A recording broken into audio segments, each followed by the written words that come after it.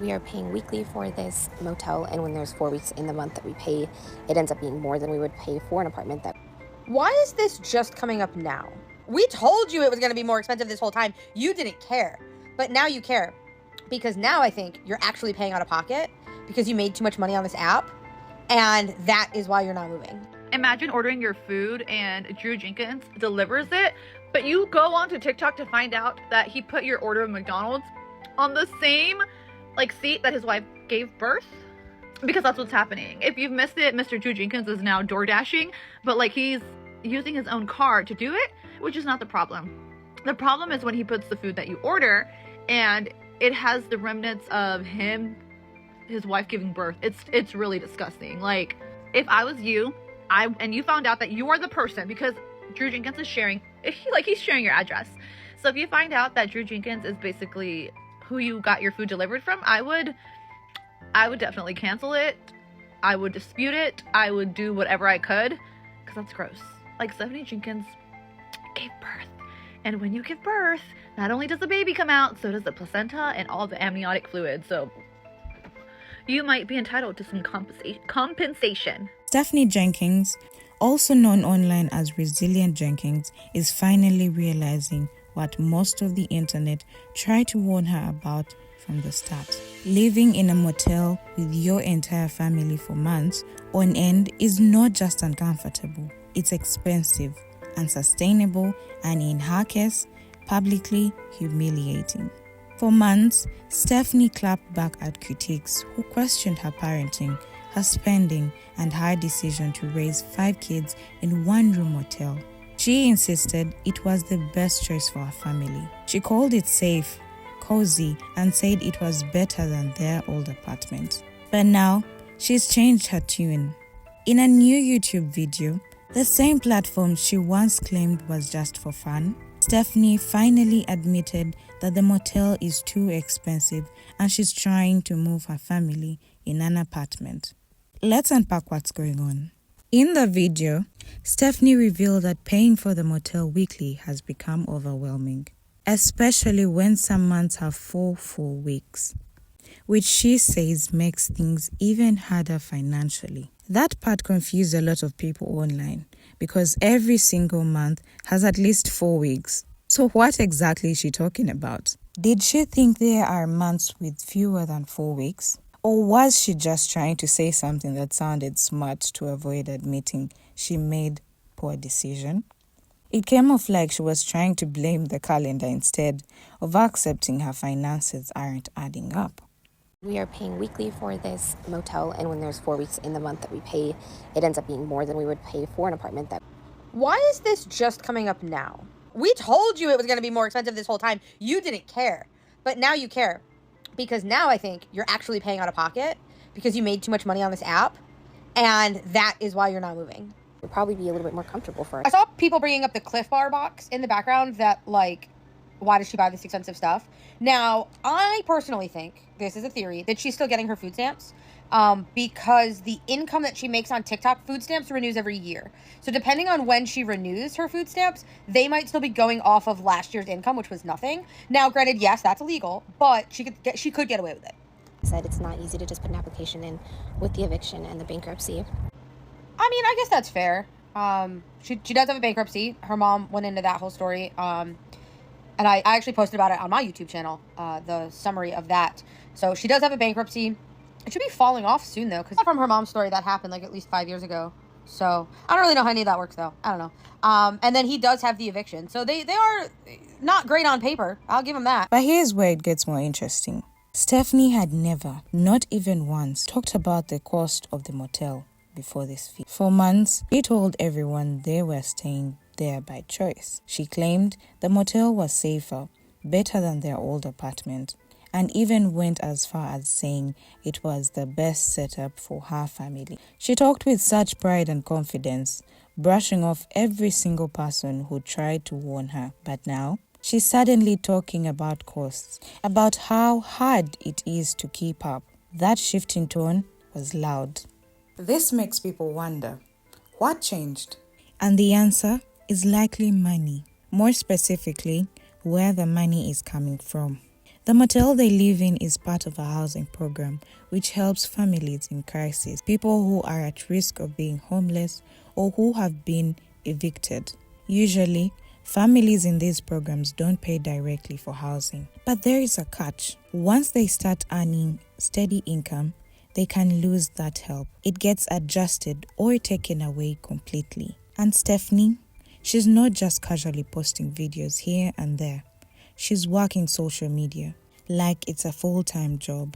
Her TikToks are short teasers, always pointing people to her YouTube channel, where the full-length videos live. That's where the monetization is. On YouTube, every single video counts towards her earnings.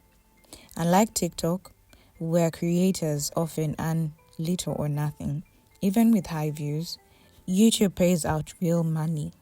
So it's not shocking that people are raising their eyebrows. Right around the time she started posting longer monetization content on YouTube, she also started complaining about how expensive the motel is. It's no coincidence. Either someone reported her new income or the program caught wind of it and adjusted her support. That would explain why she's suddenly dealing with costs she's never mentioned before. Why would I be running my mouth? Stephanie recently did something smart.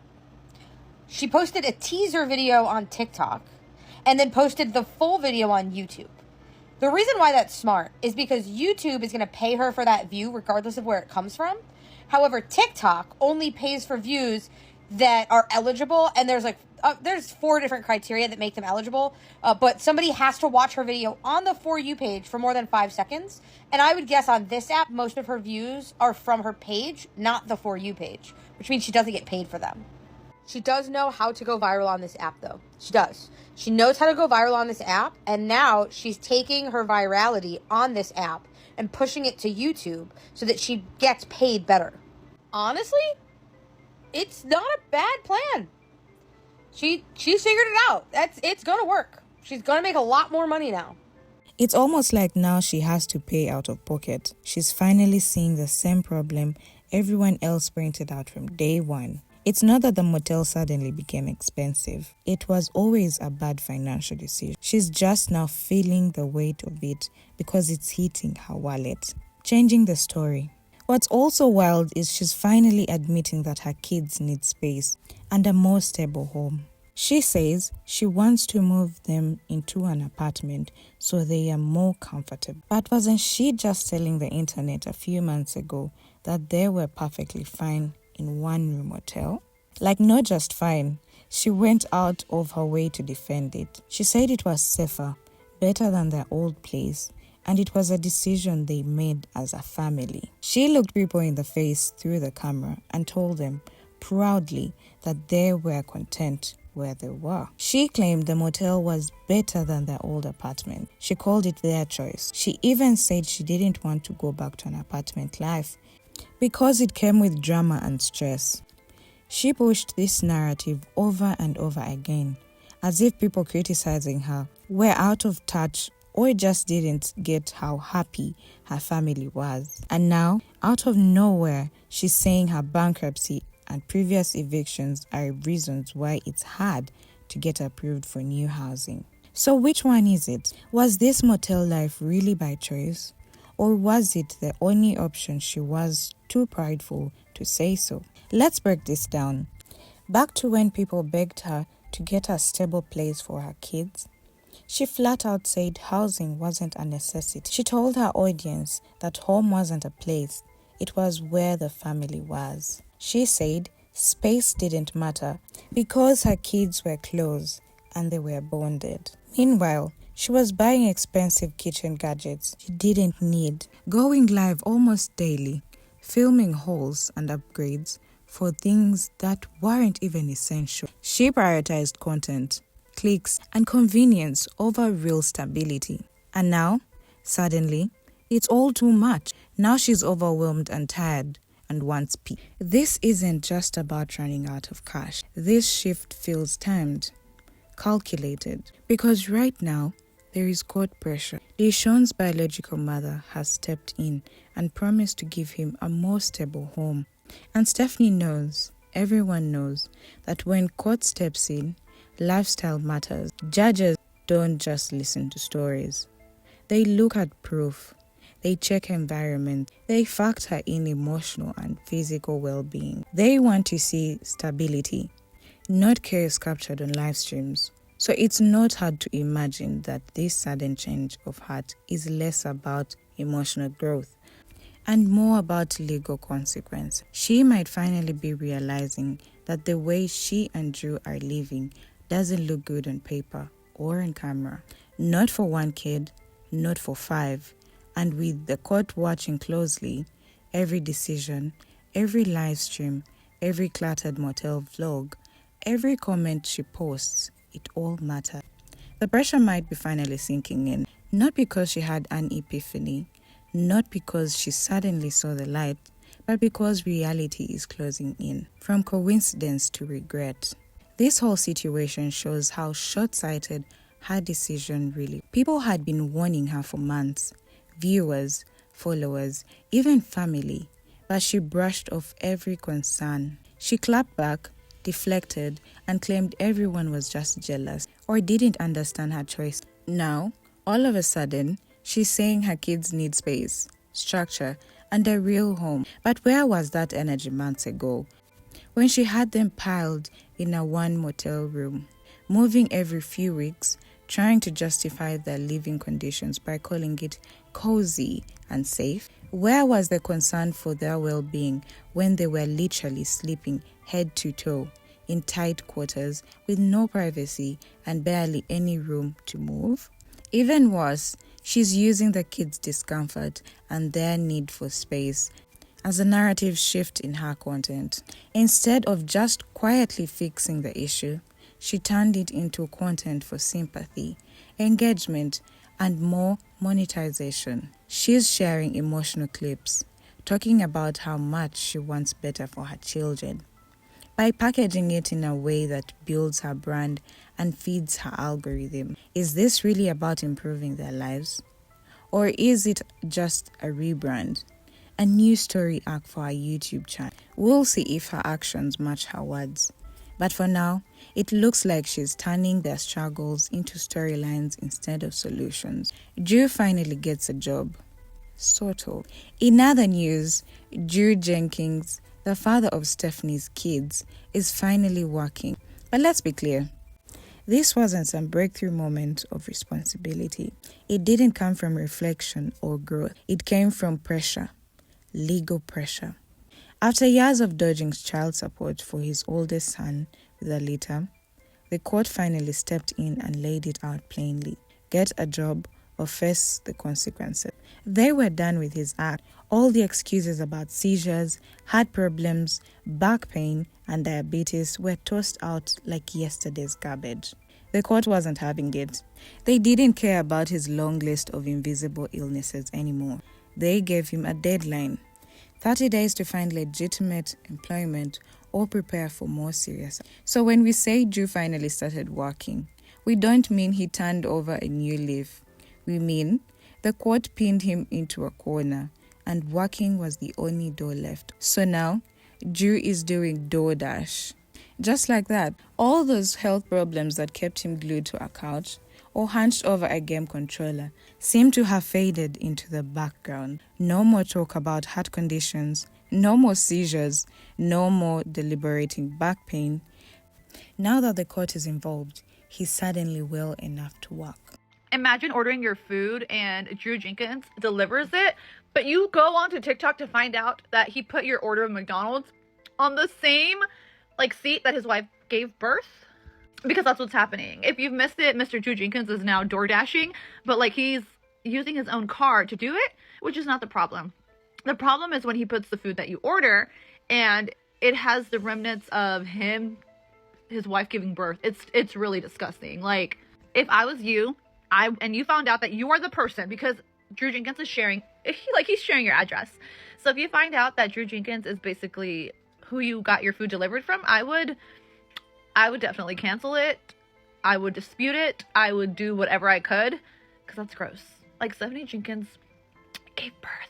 And when you give birth, not only does the baby come out, so does the placenta and all the amniotic fluid. So you might be entitled to some compensation. He can now manage to get behind a wheel, drive around town, and deliver food like a man with no medical restrictions. It's honestly unbelievable how quickly he became able-bodied when the alternative was legal trouble. For years, his only job was gaming on the PS5, living rent-free in a motel, and dodging child support.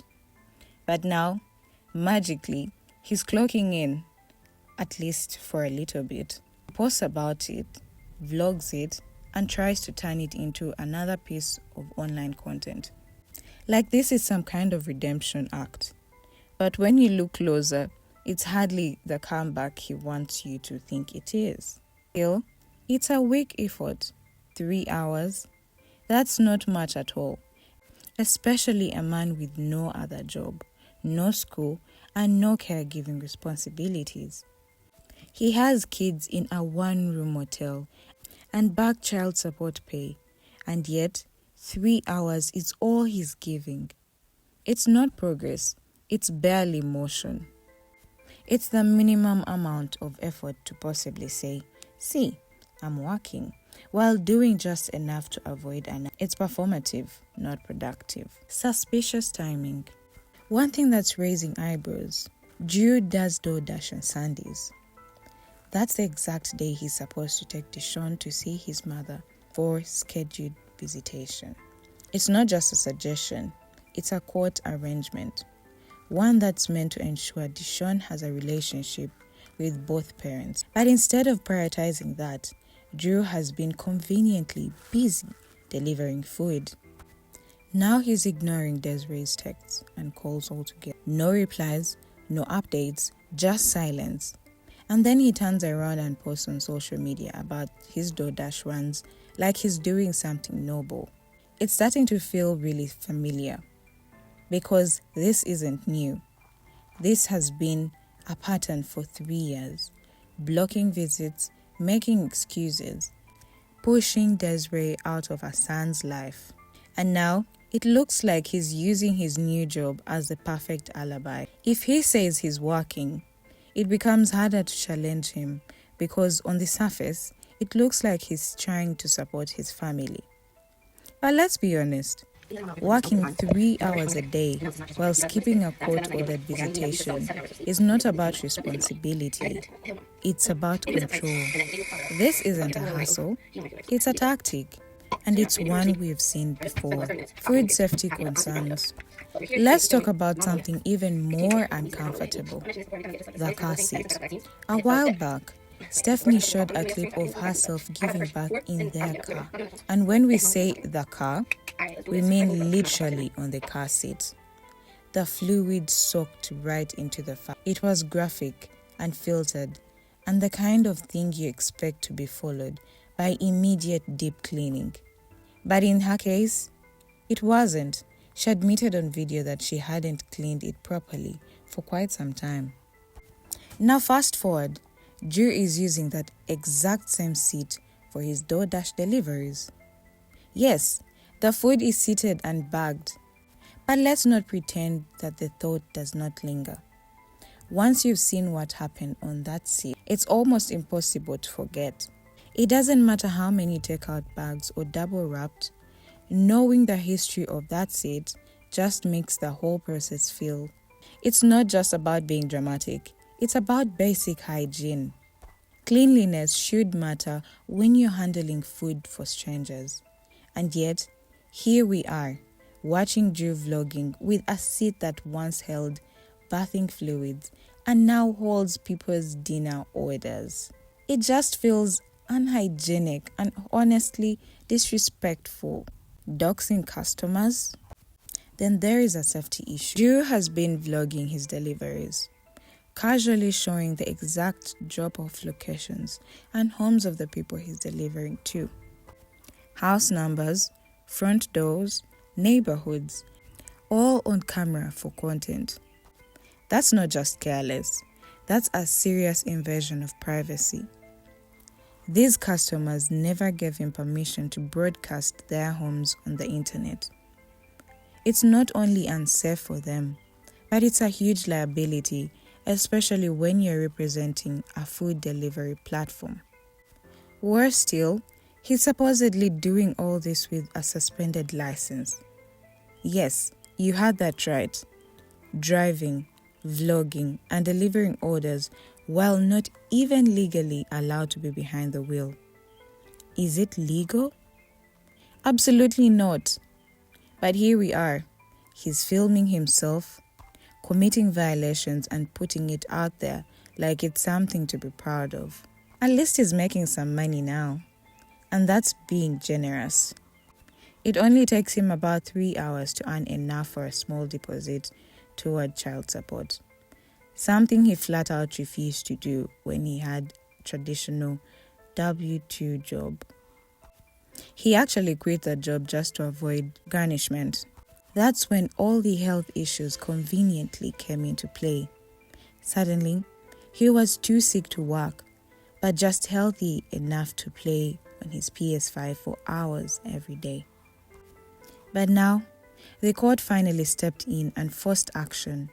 And Drew is finally doing something.